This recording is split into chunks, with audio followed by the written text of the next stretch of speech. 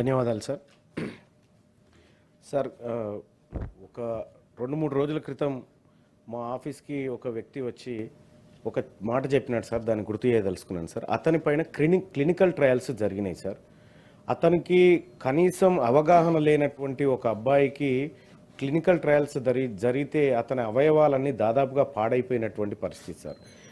ఈ విషయం మీద మేము గత కొంతకాలంగా మేము పర్సనల్గా రీసెర్చ్ చేస్తూ ఉన్నాం సార్. చేస్తున్నటువంటి క్రమంలో మాకు కొన్ని కంపెనీల శాంపిల్స్, తర్వాత వాళ్ళ బయో రిజల్ట్స్, వీటన్నిటినీ మేము పరిశీలించినటువంటి పిదపల ఇంకా కొంత సమాచారం కోసం, అంటే ప్రజా ప్రయోజనార్థం కొంత సమాచారం కోసం హెటిరో డ్రగ్స్ వాళ్ళకి ఒక లేఖ రాయడం జరిగింది సార్, త్రూ మన గవర్నమెంట్ ద్వారా.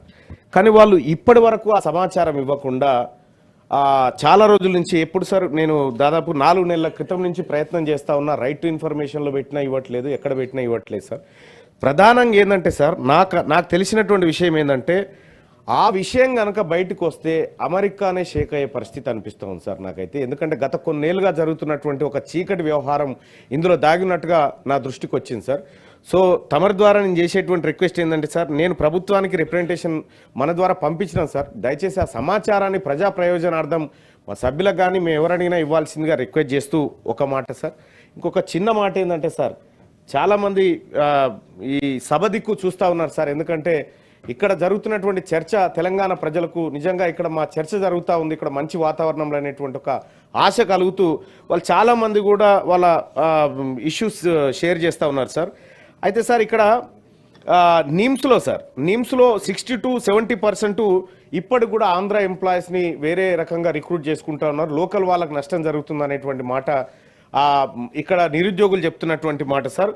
సో వాళ్ళు చాలా రోజుల నుంచి రిక్వెస్ట్ చేస్తూ ఉన్నారు సార్, పారామెడికల్ అన్ఎంప్లాయిడ్ యూత్ దయచేసి లోకల్ వాళ్ళతో రిక్రూట్ చేసుకోవాలనేటువంటి మాట వాళ్ళు ఒకటి చెప్తా ఉన్నారు సార్.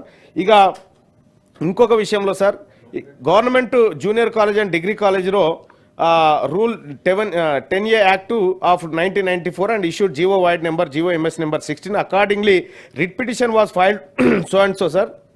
అయితే further they are requesting to recruit the vacant post 5,200 in the cadre of lecturers in.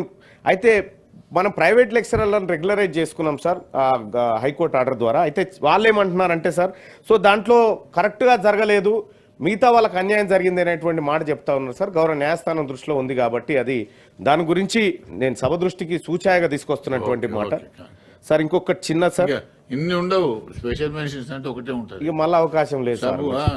మళ్ళీ సభ వస్తుంది. ఈ సభ మంచిగా జరగాలని కోరుకుంటున్నా సార్. మీరు అందరు బాగుండాలి సార్. జీవన్ రెడ్డి గారు